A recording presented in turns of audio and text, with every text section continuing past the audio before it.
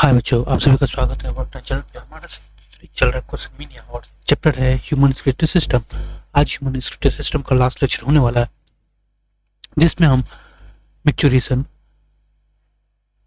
Regulation of kidney, ये topic cover करेंगे। Last topic है हमारा, ठीक है। और इसके बाद हम कल से फिर से नया चैप्टर शुरू करने वाले हैं, ठीक है। तो आइए देखते हैं हमारा पहला question. The function of kidney is regulated by hormonal feedback mechanism, ठीक है, involving which of the following. यानी क्वेश्चन में लिख रहा है कि किडनी जो वो हार्मोनल फीडबैक मैकेनिज्म से काम करता है। इस हार्मोनल फीडबैक मैकेनिज्म में कौन कौन से ऑर्गन इन्वॉल्व है?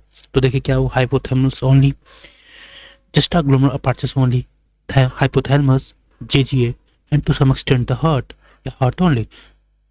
Correct answer is option C, hypothalamus, JGA, and to some extent the heart.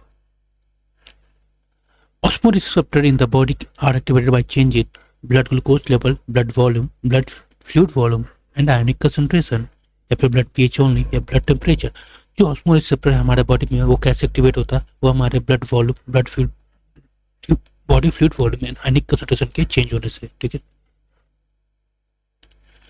Excessive loss of body fluid stimulate the hypothalamus to release renin, aldosterone, antidiuretic hormone ADH और vasopressin, या फिर atrial natriuretic factor.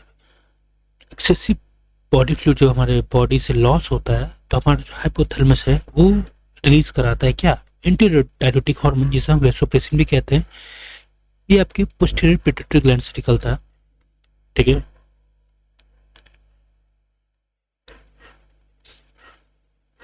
ADH prevent diuresis by facilitating water reabsorption from the glomerulus, the early part of tubules, the later part of tubules, the collecting ducts only.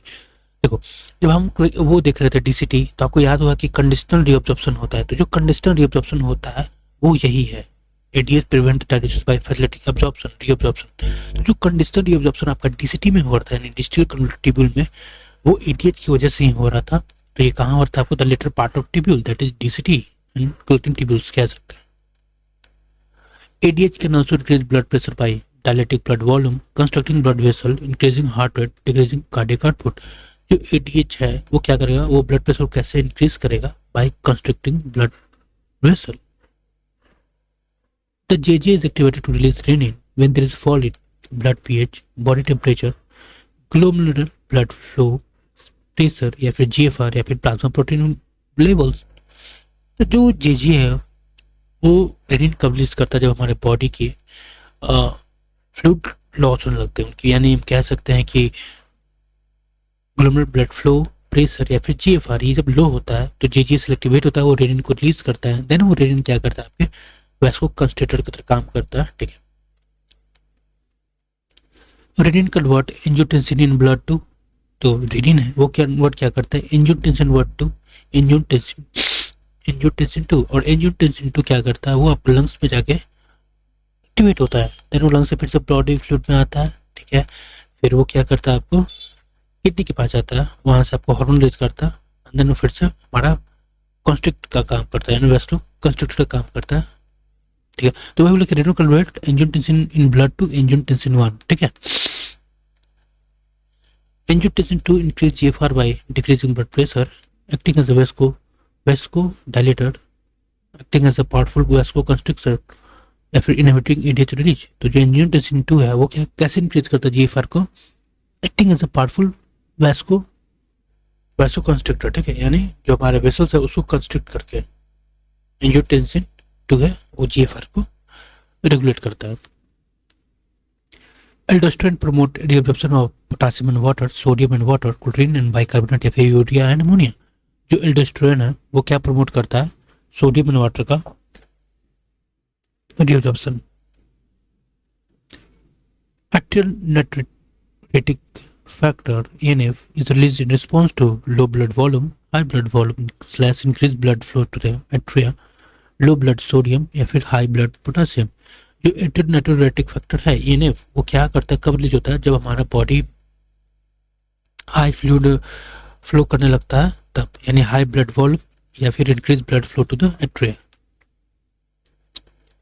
ANF decrease blood pressure by causing vasoconstriction, vasodilation, increase heart rate, या फिर sodium retention. तो ANF कैसे blood pressure को decrease करता है? वो vasodilation से, इनडाइल्यूट कर देता है आपके वेसल को, जिससे आपका जो ल्यूमेन है वो बड़ा हो जाता है एंड देन हमारा प्रेशर डिक्रीज हो जाता है, ठीक है। The overall effect of ANF mechanism is to enhance the renin-angiotensin mechanism, oppose or check the renin-angiotensin mechanism, increase adage secretion या फिर डिक्रीज यूरिन आउटपुट। तो अगर देखेंगे रेनिन एंजियोटेंसिन मैकेनिज्म वो क्या कर रहा था, वो वैसो कंस्ट्रिक्टर की तरह काम कर रहा था, यानी वो आपके जीएफआर को डिक्रीज कर रहा था। वही आपका जो एएनएफ है वो क्या कर रहा था, वो आपको प्रेशर को डिक्रीज कर रहा था, जीएफआर रेट को डिक्रीज कर रहा था। तो ये दोनों क्या है, आपस में एंटागोनिस्ट है, यानी अपोजिट और check the renin angiotensin mechanism. Urine formation by nephron is stored in urethra, ureter, urinary bladder या फिर रेनल पेल्विस। जो यूरिन फॉर्म करता है वो कहाँ स्टोर होता है, आपके यूरिनरी ब्लैडर में। The signal for micturition is received by the kidney producing more urine, the CNS sending a voluntary signal, the stretching of the urinary bladder as field या फिर the relaxation of the ureter। जो हमारा micturition का signal होता है वो कैसे पास करता है, जब हमारे यूरिन ब्लैडर में ब्लड मतलब यूरिन फील्ड होता है तो धीरे धीरे स्ट्रेच करता है। कैसे, अगर हम बैलून में अगर पानी भरेंगे तो कैसे बड़ा होगा, धीरे धीरे जब वो बड़ा होगा तो जो प्रेशर उस बैलून के वॉल पे लगाएगा, उसी तरह जब यूरिन हमारे यूरिनरी ब्लैडर में फिल होता है तो जो यूरिन इंक्रीज होता है तो उससे क्या होता है कि प्रेशर वो यूरिनरी ब्लैडर के वॉल पे लगाता है, क्योंकि यूरिनरी ब्लैडर वॉल उस टाइम तो स्ट्रेच होता रहता है ना, तो उससे वो आपको क्या करता है, मिक्चुरेशन का सिग्नल जाता है।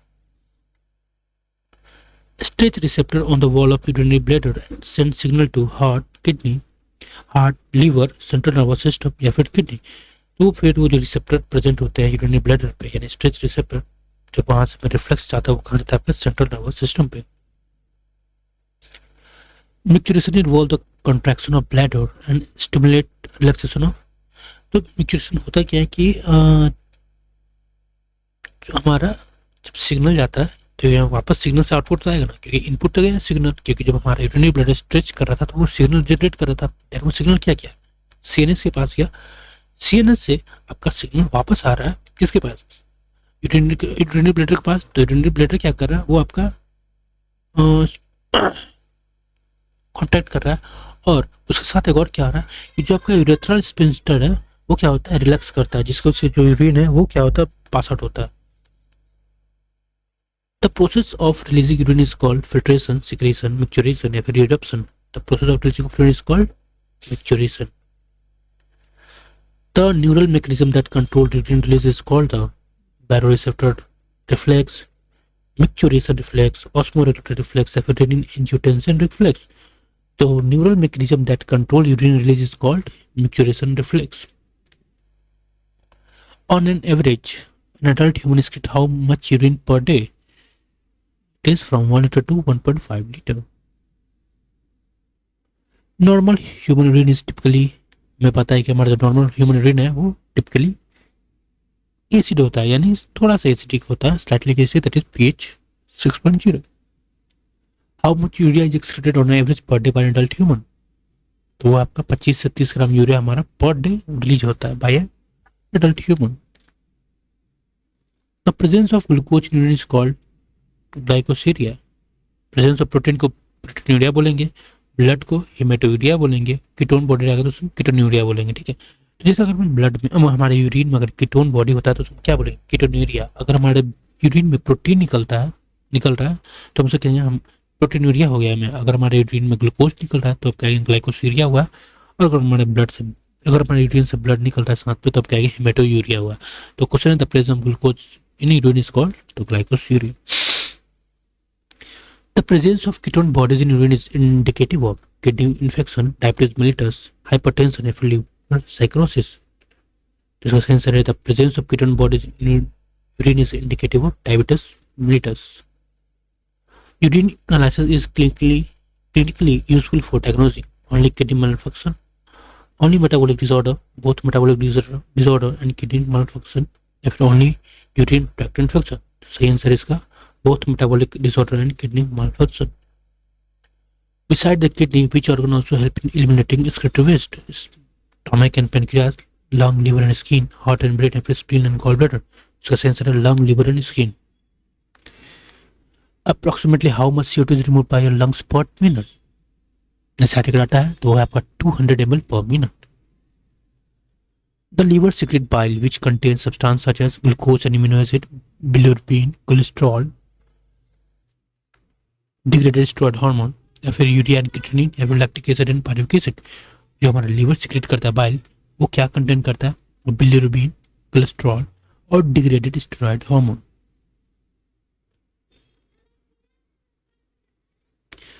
Most substances in bile ultimately leave the body along with sweat, urine, digestive waste, etcetera. तो हमारा most of the substance in bile वो कैसे रिलीज करता है हमारे बॉडी से? वो डाइजेस्टिव वेस्ट के थ्रू निकलता है। अगला क्वेश्चन है, sweat gland helps eliminate substance like bilirubin, cholesterol, salt, urea and lactic acid, sterols and waxes, या फिर विटामिन एंड प्रोटीन। जो हमारा स्वेट ग्लैंड है वो क्या एलिमिनेट करता है? वो आपका chloride, sodium chloride, urea and lactic acid. The primary function of sweat is to remove urea, facilitate cooling on the body surface, excrete excess salt या फिर keep skin oily। तो जो हमारा प्राइमरी फंक्शन है स्वेट का क्या है कि वो फैसिलिटेट करता है cooling effect. Sebaceous gland eliminates substances such as lactic acid and urea, sterol, hydrocarbon, waxes, sodium chloride and water या फिर कार्बन डाइऑक्साइड। तो जो हमारा सेबेसियस ग्लैंड है वो कैसे सब्सटेंस को एलिमिनेट करता है? वो stroll, hydrocarbon and waxes. A sebum provide cooling effect, a protective oily covering for the skin, hydration to the skin, या फिर antibacterial protection only। जो हमारा sebum क्या प्रोवाइड करता है? आपका protective oily covering for the skin. Small thoughts of nitrogen waste can also be eliminated through tears, saliva, mucus and hair। तो जो हमारा स्मॉल अमाउंट जो नाइट्रोजन वेस्ट है वो हमारे सलाइवा के थ्रू भी निकलता है। ठीक है, तो हमारा चैप्टर कंप्लीट हुआ। अब हम मिलते हैं नेक्स्ट चैप्टर, स्केलेटल सिस्टम। ख्याल रखिए, स्टे मोटिवेटेड गाइस। हमारा नीट का सिलेबस भी आ चुका है, तो धीरे धीरे आप लोग और सीरियस हो। ठीक है, हम मिलते हैं नेक्स्ट लेक्चर में।